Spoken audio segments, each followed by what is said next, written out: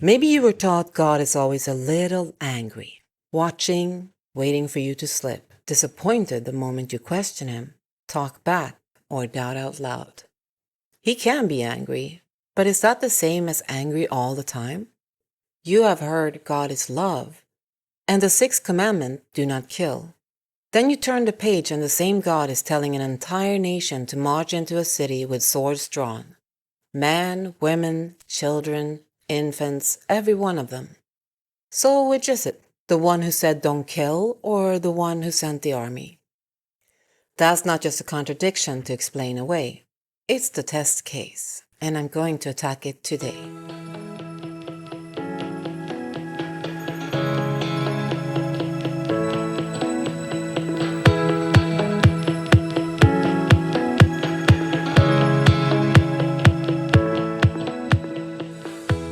Hi, and welcome to God is My Guru. Today I'm going to try to prove that God is violent, that he's impulsive and angry. As we know, anger isn't just one thing, not in the Bible and not in you. There is an anger that protects, but there is also anger built on fear, pride, envy, control, and so much more. So what kind of anger does God display? Does his anger ever move before a warning? Before an investigation? Before somebody gets a chance to turn around? I had a terrible temper when I was younger. In time, I learned to use it only when needed. I understand anger, and honestly, I liked the moments when God was angry in the Bible. What bothered me, however, was the confusion between the anger that was accepted and the anger that wasn't. And then I started hearing people say that God himself was angry, unfair, and vengeful, which didn't fit the image of God as love at all. So which one was true? I had so many questions. I didn't set out to defend him, because God doesn't need anybody to defend him, but I set out to see if the accusation was true. I mean, if God really is violent, the evidence should show it. But after so many thousands of years, maybe the trail has gone cold. The first blood in the Bible is not shed by God, it's shed by a man. So that's where I decided to start. Not with a case where God does the killing, but with the very first killing in the book to see how he responds to it. If he is the vengeful, trigger-happy figure I'd heard about, this is where it should show. After all, this is what Satan promised Adam and Eve, to be like God, knowing good and evil. Cain is the first human being to actually use that knowledge, and what he chooses out of jealousy is evil. Killing his brother, and then, when God asks him where his brother is, he lies. God makes it clear to Cain that blood has a voice of its own and that there is no hiding. The voice of your brother's blood is crying out to me from the ground. Action comes with responsibility, and innocent blood demands an answer. Cain was about to face judgment for what he had done. Had God tried to reach him first? Had Cain seen where his anger was carrying him? Was there still a door open before he walked through this one? I went back a few verses. Before the first murder, God does something remarkable. He stops. He sees what is happening in Cain before Cain acts on it. He studies Cain's face. Why are you angry? Why has your face fallen? Then this. If you do what is right, will you not be accepted? But if you do not do what is right, sin is crouching at your door. It desires to have you, but you must rule over it. There it was.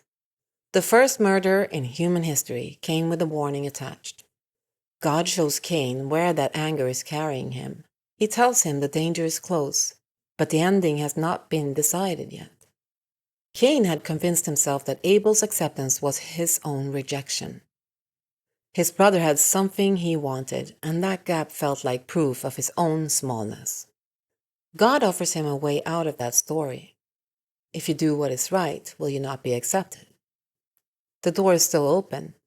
Cain can still become someone other than what this anger wants to make him. Sin is crouching, waiting, hungry for control, but it doesn't own him yet. You must rule over it. God does not rule over it for him. He gives Cain the truth. He gives him a warning. He gives him a way out. but Cain has to do the work of choosing it. God could have removed Abel. He could have stopped Cain by force. Instead, he meets Cain at the last point where the future can still be different and leaves the decision in his hands. That tells us something about how God uses power. He warns before he acts. He reasons before he judges. He wants Cain to choose what is right, not merely to be prevented from doing what is wrong. Cain chose. Abel's silence is a different question, and this passage never answers it. But the question I came with has its answer. Cain walked into that field with his eyes open. He had been warned, reasoned with, given a way out. Then after the murder, God questions him. He exposes the lie. He names the crime. He gives judgment. But even after Cain makes his decision, God does not kill him. When Cain fears that someone will take his life in return, God places a mark on him to prevent it, a boundary around the punishment so that one murder would not become many. One question remained. If God could place a mark on Cain after the murder, why not place a hand between Cain and Abel before it? Genesis never tells me.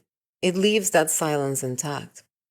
But if I want to do this thoroughly, first I have to look at the commandment everyone quotes. You shall not kill. Exodus 20:13. Expecting a vocabulary note. What I found instead was a set of actual cities. In Numbers 35, the cities are set aside for someone who kills another human being unintentionally and needs somewhere to run before grief turns into revenge. Get there before the avenger of blood catches you, and you're protected until a trial decides what happened. If the death was accidental, the city gives you refuge. If it was murder, the city does not protect you at all. That is an entire legal system built to answer one question before handing down a consequence. What kind of killing was this?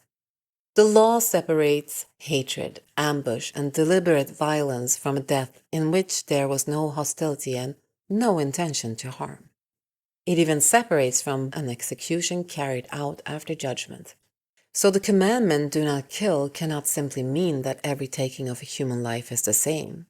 The Hebrew word is usually translated murder, but the larger law shows that the real distinction lies in intent, responsibility, and authority. And that brought me directly to another question. What about war? War is planned. People know before entering it that lives will be taken. So if God commands a war, what separates that from the kind of deliberate bloodshed he condemns? And what does that tell me about his anger? If every planned killing is murder, then every war God ever commanded would condemn him by his own law.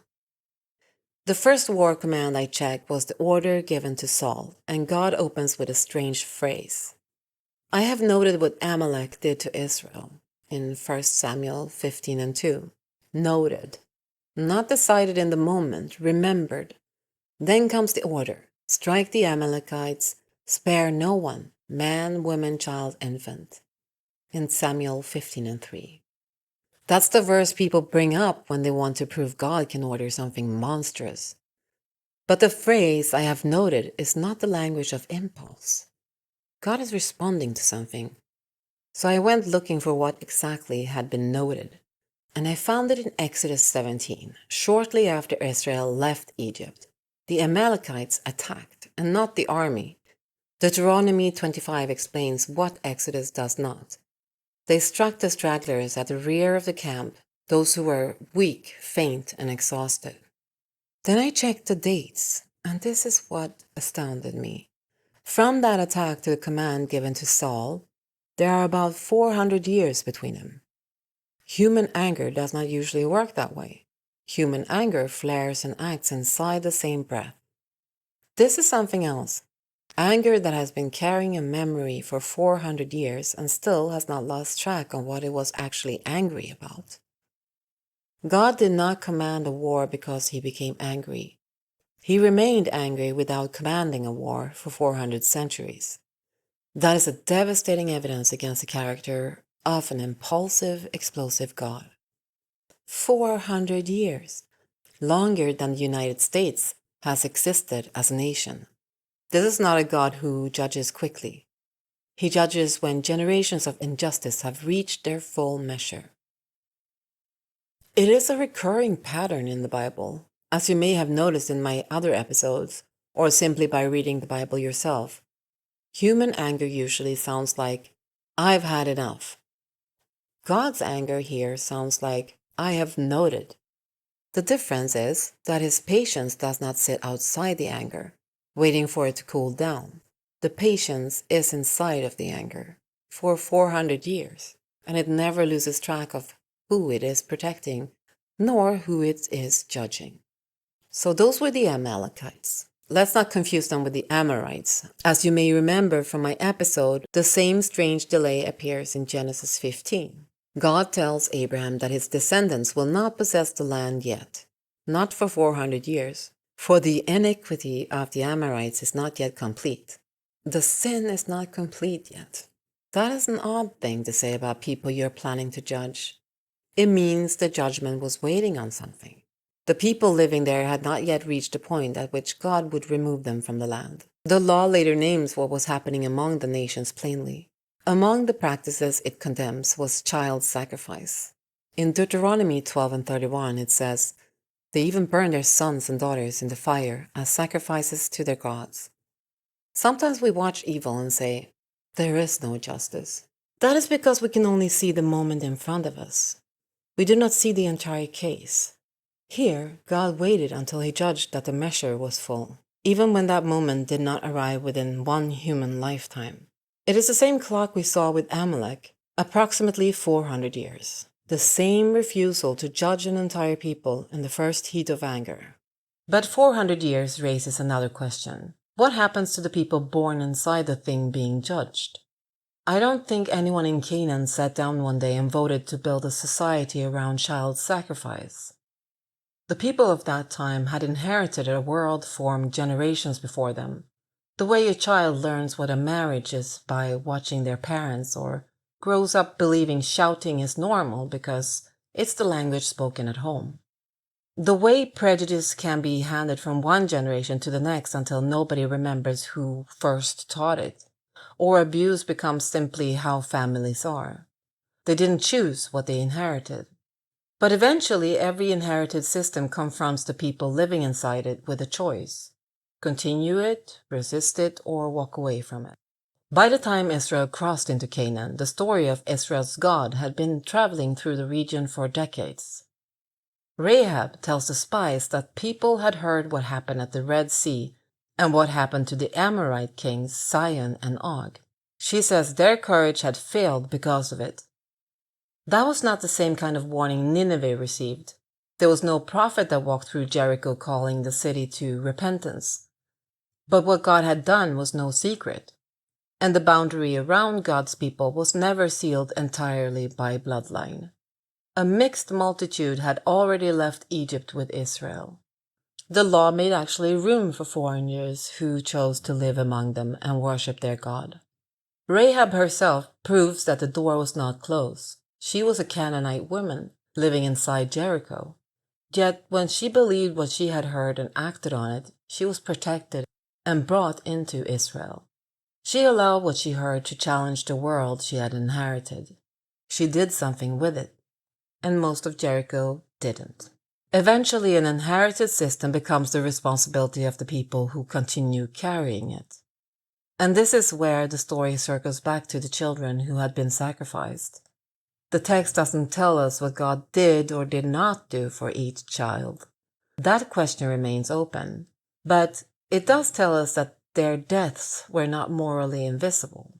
The practice that consumed the Canaanites became part of the case against the culture that continued it. When judgment finally came, it didn't come because God had stopped seeing the people of Canaan as human. It came against a society in which generations of children had been treated as though they were not. So far so good, but I still haven't found the explosive anger I came looking for. I kept going on my angry God hunt and found a story that almost looked like an exception. An outside nation deliberately set out to bring Israel down from within. This time there was no waiting for centuries. Why? Because this was not simply another nation living badly. Balaam had already tried to curse Israel directly, but he couldn't. So he changed the strategy.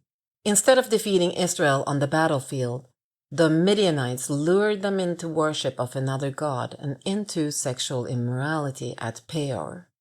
The goal was to bring God's own judgment down on Israel. It worked. 24,000 Israelites died. Israel was not innocent, and Midian was not innocent either, and God judged both of them. Israel answered for choosing it. Midian answered for planning it. That caught my attention. God didn't reduce the whole disaster to one guilty side. He didn't excuse Israel because it had been deceived, and he did not excuse Midian because Israel had made its own choices. Each was held responsible for its own part. It was deception. It was betrayal. It was an act of war carried out from inside the camp instead of across the battlefield. And of course, we cannot forget one of the most famous stories in the Bible, the flood. Even there, judgment did not arrive without warning. Noah is described as a preacher of righteousness, and the ark stood in plain sight while it was being built. The warning came before the water. We have one of the most famous stories next to the flood. Long before Canaan, there was Sodom and Gomorrah. In Genesis 18, God says, "The outcry against Sodom and Gomorrah is so great. I will go down and see whether they have done altogether according to the outcry that has come to me, and if not, I will know." Taken at face value, it certainly sounds as though God is investigating rather than simply acting because he already possesses every fact. Whatever view someone takes, one thing is undeniable from the text. God doesn't present himself as acting impulsively. Before Sodom is judged, there is an outcry, an announcement, an investigation, a conversation with Abraham, angels entering the city, and Lot being warned, and only then judgment. Even here, God does not skip straight to fire. That's not how outrage usually sounds like. Outrage already knows the verdict before it looks. It goes searching for evidence to confirm what it has already decided. This is the opposite order. The cry comes first, and God comes to see whether the cry is true before he acts on it. Abraham begins negotiating. Spare it for 50 righteous people. Then 45, 40, 30, 20, 10. God agrees to every number. 2 messengers enter the city, and the night itself reveals what Abraham's negotiation could not. There were not 10 righteous people there. Before anything burns, they warn Lot's household. His sons-in-law thinks he's joking, and when Lot still hesitates, the messengers take him by the hand and pull him out. God would have spared the entire city for 10 righteous people. Then there is, as you may remember from episode 2, a case that goes further still. A place where the warning went out and the whole city listened. In Jonah, the city of Nineveh hears one warning and repents. God relents. No war, no conquest, and Nineveh was not one of God's own people. It was the capital of Assyria, Israel's enemy. Isaiah put words to exactly that. Let the wicked forsake his way, and he will have compassion, for he will abundantly pardon. For my thoughts are not your thoughts, neither are your ways my ways, declares the Lord. His ways were really not humans. Mercy extended even to an enemy city. But that was not the end of the Nineveh story. Roughly a century and a half later, Nahum speaks about the same city. Woe to the city of blood, full of lies, full of plunder. Nahum 3:1. Violence, deception, and exploitation. The city had returned to the same kind of evil from which it had once turned. This time, Nahum does not enter the city with another countdown. He announces that its fall is coming. Judah had lived under Assyrian terror for generations. Assyria had already destroyed the northern kingdom of Israel, and Judah had survived Sennacherib's invasion by a miracle. To Judah, Assyria looked untouchable. Nahum's message is essentially, the empire that has terrified you for generations will not escape justice forever. In 612 BCE, Babylon and Media brought Nineveh down. The mercy Nineveh received under Jonah had not given it a permanent exemption. Judgment was not fixed merely because God had announced it. Nahum describes both sides of God's response to evil. The Lord is slow to anger and great in power, and the Lord will by no means leave the guilty unpunished. Nahum 1 and 3. Slow to anger, but never indifferent to evil. Canaan was not the first nation God judged. Egypt was. I went back to the start of the standoff where Pharaoh asks Moses a question that sounds almost bored. Who is the Lord that I should obey him? Exodus 5:2. He wasn't being rhetorical.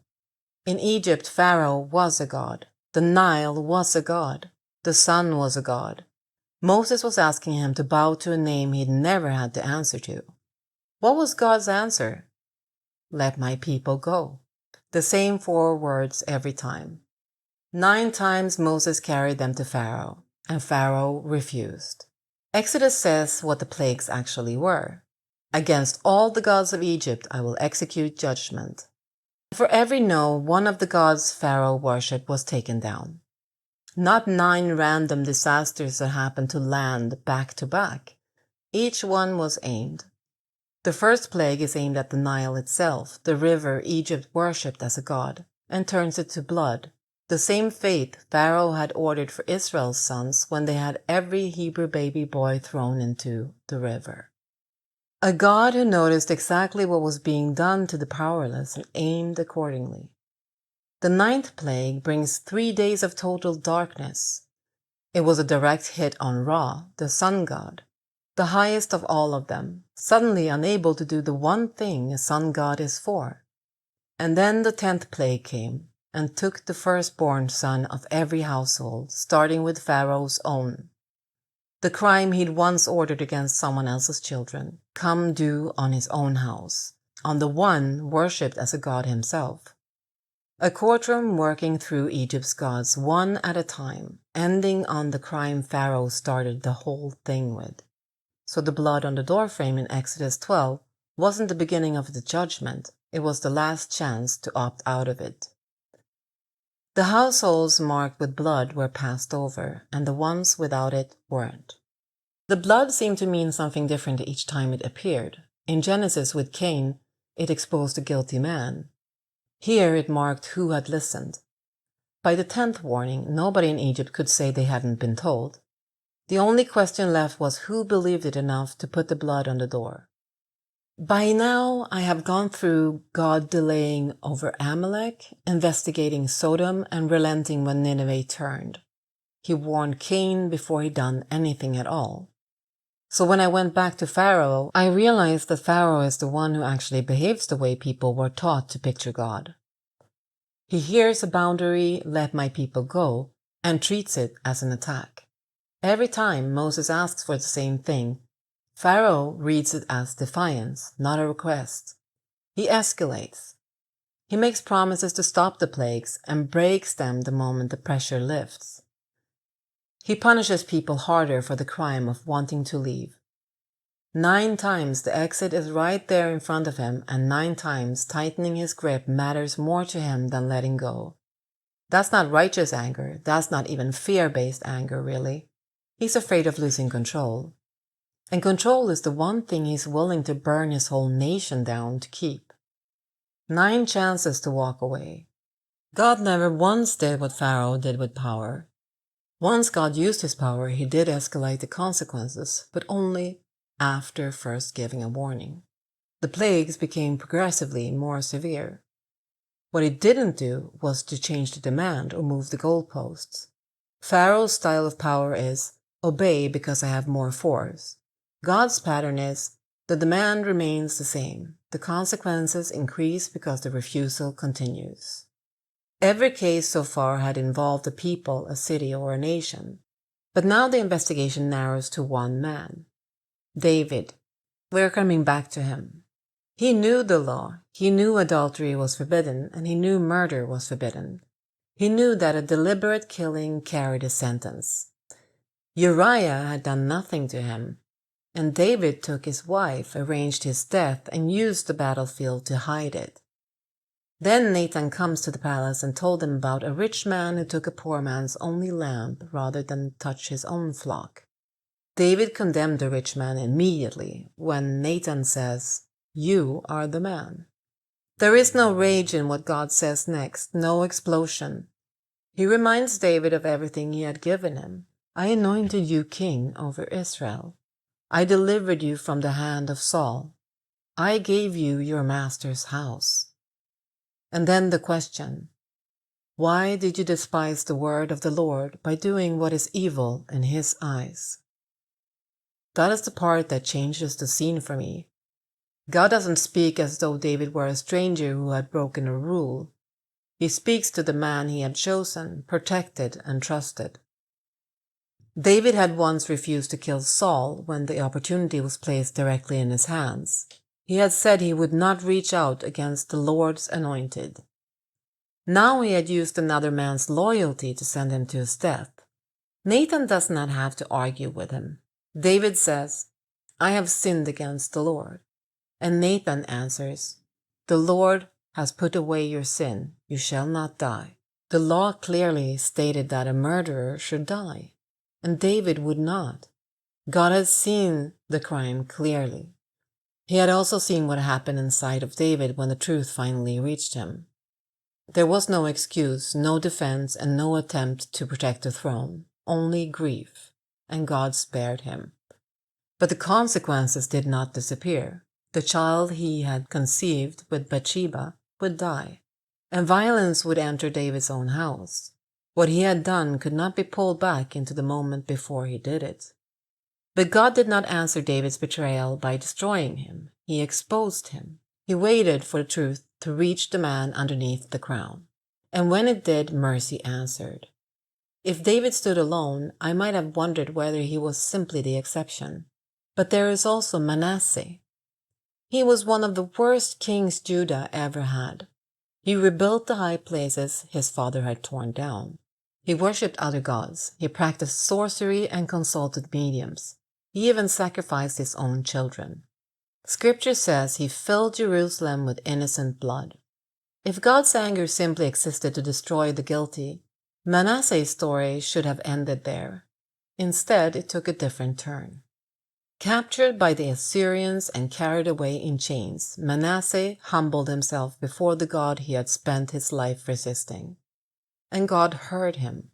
He was moved by his entreaty and listened to his plea, so he brought him back to Jerusalem and to his kingdom. 2 Chronicles 33:13. I could hardly believe I was reading it. God restored him, the man who had offered his own children to other gods. The man who had filled Jerusalem with innocent blood, restored. That doesn't make the blood disappear. It does tell me something about the God answering it. His anger had never been driving toward destruction for its own sake. Even here, when the guilty man finally turned, mercy was still waiting. We do know that God has wrath, but as we have seen in this episode, there is justice in his wrath. There is patience, there is timing. Paul knew that when he wrote, "Do not take revenge, my dear friends, but leave room for God's wrath. For it is written, 'It is mine to avenge, I will repay,' says the Lord."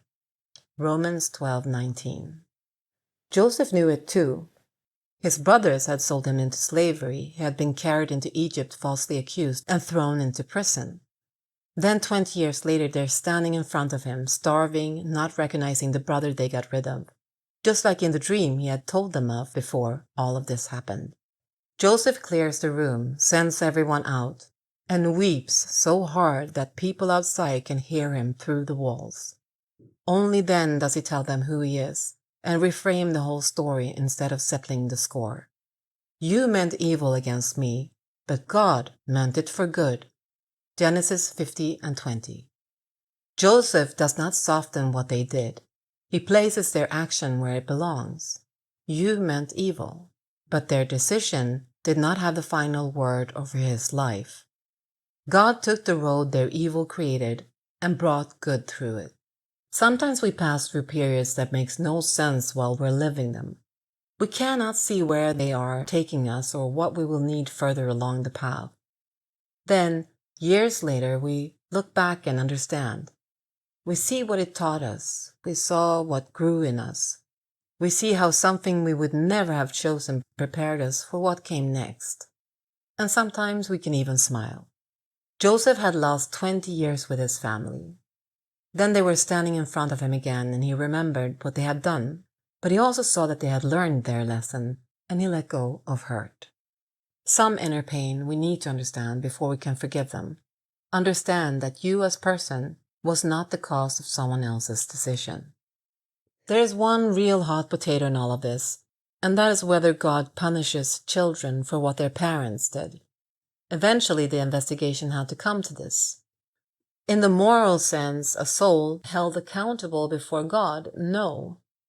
Ezekiel 18:20 tells us that the soul who sins is the one who will die, and the child will not share the guilt of the parent. But in the physical world a child is born into, the consequences of someone else's choices can reach them painfully. Children die in famines, wars, and plagues caused by systems they never built. The same way they absorb a household before they are old enough to question it. I think if it were up to us, we would say it like this. I wish children didn't die. I wish they could be lifted into the sky until the war ends, then returned home safely. And when their parents asked, "Where were you?" they would say, "We were playing in the clouds." The Bible doesn't say that. It doesn't smooth this over. It holds both at once. No soul is condemned for someone else's sin, and the world is still broken enough that innocent people suffer inside systems they never chose. Luke 17:2 does say what awaits those that harms children. It would be better for them to be thrown into the sea with a millstone tied around their neck than to cause one of these little ones to stumble. But it doesn't end there either. The same Bible that admits the world is broken also promises it will not stay that way in the future. There will be no wars for children to flee. If you have listened to the first episode, you already know that God has limits. Uzzah taught us that. Holiness never disappeared while I was following this trail. What changed was my understanding of his anger. Yes, holiness is still holy and justice is still justice, but the God exercising that justice is far more patient, thoughtful, and merciful than I had imagined. By the time I had followed every clue, I wasn't asking whether God had limits anymore. I was asking why I had assumed his anger worked like ours. Human anger has a dozen faces: fear wearing a bigger voice, pride mistaking a challenge for an attack, envy that is convinced someone else's acceptance is our own rejection, control mistaking a boundary for a threat. And then there are people whose anger is like a power line. It is angry at everything and everyone. It doesn't ask you why you touched it. It doesn't distinguish an accident from an attack. It reacts the same way every time, to everyone, forever. I found almost every one of those faces somewhere in this Bible. I just never found them on God. Instead, I found something I wasn't looking for. Before anger, there's attention. The way he noticed Cain's face and asked why, before Cain had done anything to be angry about. Then, when anger does come, he remembers without rushing, the way he noted Amalek and the Amorites and still waited 400 years. He investigates before believing, the way he went down to see Sodom instead of trusting the outcry alone. He relents the instant something changes, the way Nineveh met God's mercy when they turned. There's a kind of anger in us that doesn't do any of that. It settles instead of resolving. Scripture has a name for anger carried long enough without ever being put down. A root of bitterness left to grow becomes hatred, and becomes a quiet certainty that the other person should not exist the way they do. Power in human hands almost always moves toward control. Give someone enough power and they'll eventually override someone else's will. An impulsive human with power is dangerous. An unjust parent, leader, or religious authority can punish first and decide the facts later, call rage righteousness, and leave everyone beneath them guessing. Anger is not the frightening part. It is power without restraint, anger without truth, and punishment decided before anyone has been heard. I don't think God's anger ever goes into that. He does feel anger, but his anger never stops being in motion toward something, toward a door still open, toward a city that might still repent. So if the God you were taught to fear was impulsive and easily offended and waiting for a reason to punish, I understand why you became angry with him. But it could be worth considering that it was the anger of the people who taught you placed over his face. The God of the Bible possesses absolute power and chooses not to exercise absolute control over human choices. Human power reaches for control. Divine power restrains itself. So what about all these innocent people that has died through centuries of humanity? If you buried someone taken by another person's hand, a brother, a sister, or a parent, you know what it is to watch a case go quiet, a trial that never comes, a world that moves on while you're still standing at the grave. God promises that I will avenge their blood, blood I have not avenged, in Joel 3:21. He never forgets. He takes notes. The same voice that heard Abel's blood crying from the ground is still keeping the account centuries later. And maybe that is where some of the relief begins. You do not have to keep the case alive by carrying it every hour of your life. You do not have to become the judge, the witness, and the one who settles the debt. God has not forgotten it. You can place the account in his hands. I went looking for an angry God. What I found was a God who is slow to anger and strangely, relentlessly interested in what human beings do with theirs. I noticed something else as I traced this pattern. The warning was always given to the person standing at the last point where the future could still be different. Cain, David, Pharaoh, Nineveh, the people who could still choose. Who got to be that person? Usually the men, the kings, the generals, the prophets. They're the names these books keeps handing the choices to. So I started wondering something else. Why do the men get mentioned so often and the women so rarely? Does God care about women the way this book claims he cares about everyone? How does he actually see them? And in a story that keeps putting men in the room where the decision gets made, what role were the women playing anyway? I'll see you in the next episode.